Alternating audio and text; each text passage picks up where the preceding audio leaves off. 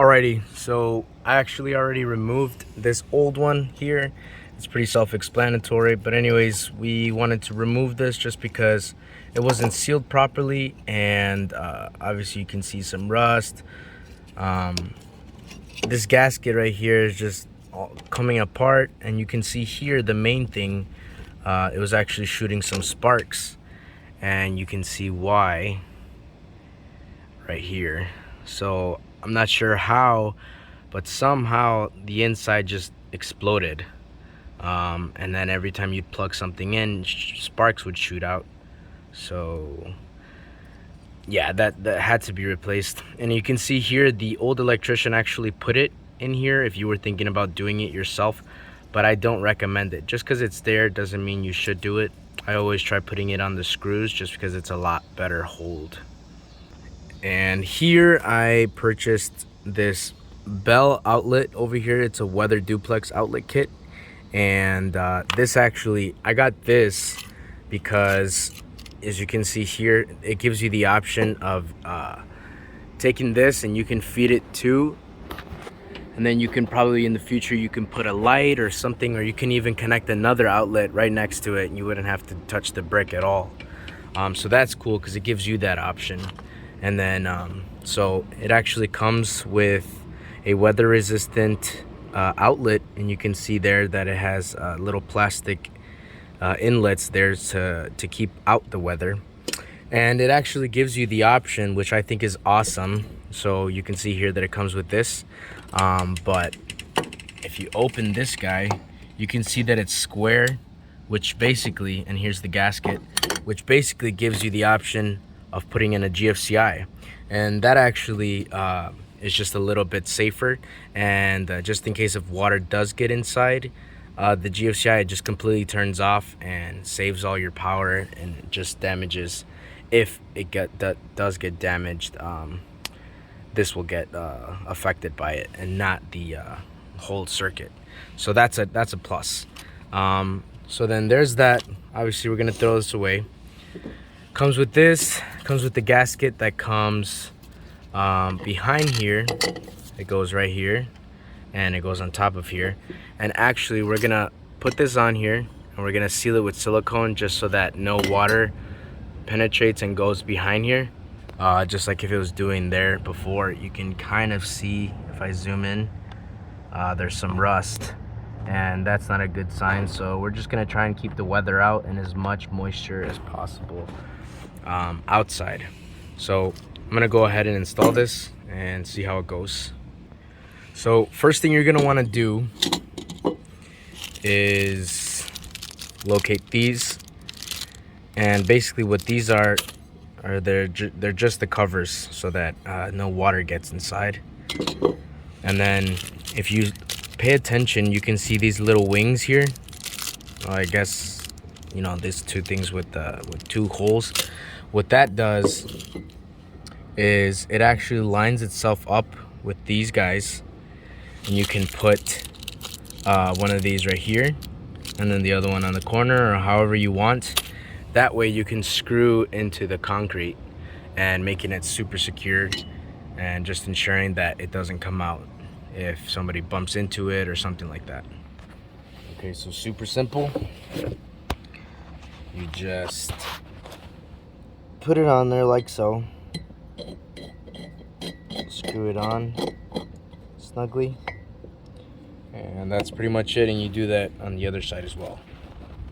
Okay, so now that that's covered on both sides and snugged up, what you want to do is snake these wires into this. Actually, first you want to put these guys in. So that's what I was talking about, and you can see the little angles here. That just gives you the ability to be able to put it diagonal, facing this way. You know, like since it's this way, you can put it this way or diagonal. And I think that's a really cool feature.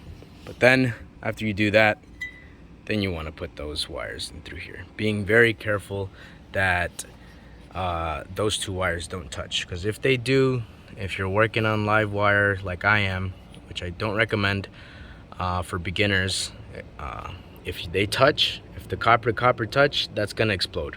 So be very careful.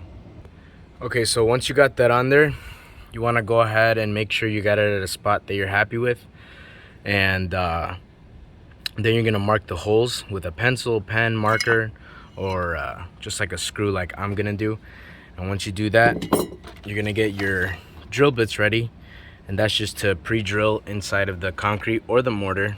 I recommend the actual brick, but you can do it. And then you can use some concrete screws or a screw with a concrete anchor. So I'm gonna go ahead and do that and come back. Alrighty, so as you can see here, I actually went ahead and put the silicone. It's currently drying right now, but you can see that it's nicely sealed. If this will focus, it's nicely sealed on all 4 sides. And then I have the screws inside, and that's secure, that's not going anywhere.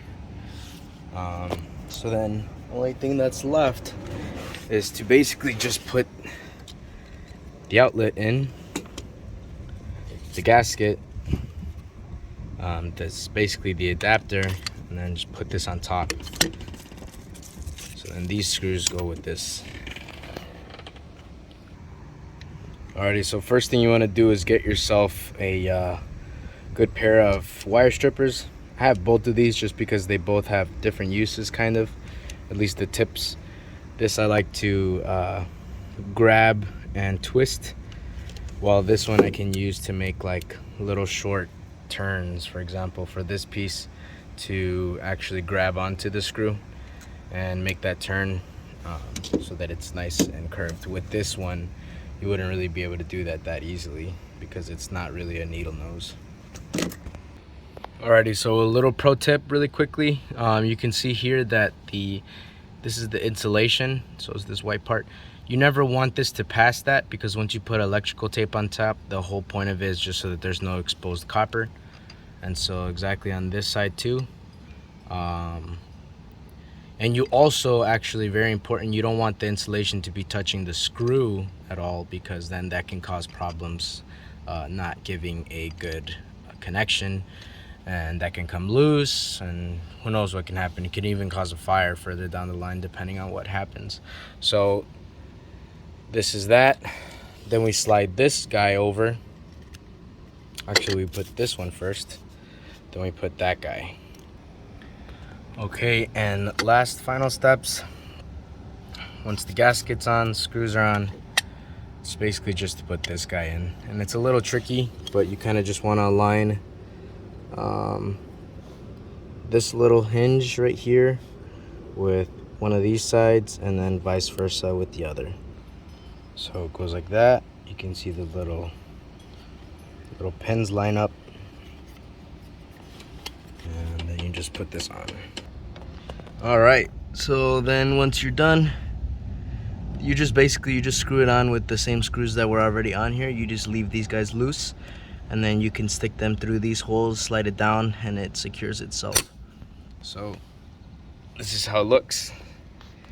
And like I said, 100% sealed with the gasket over here, nice little door, and then obviously the caulking that I put around. And then the best part is that when you want to run something else, say if you want to run another one down there, you have the option on this side and on this side. And obviously you can connect an outlet or a light fixture, or probably even a switch or something. And that was pretty much it. Hope you guys enjoyed, hope this helped, and if you guys have any questions, feel free to ask. Alrighty guys, have a good one.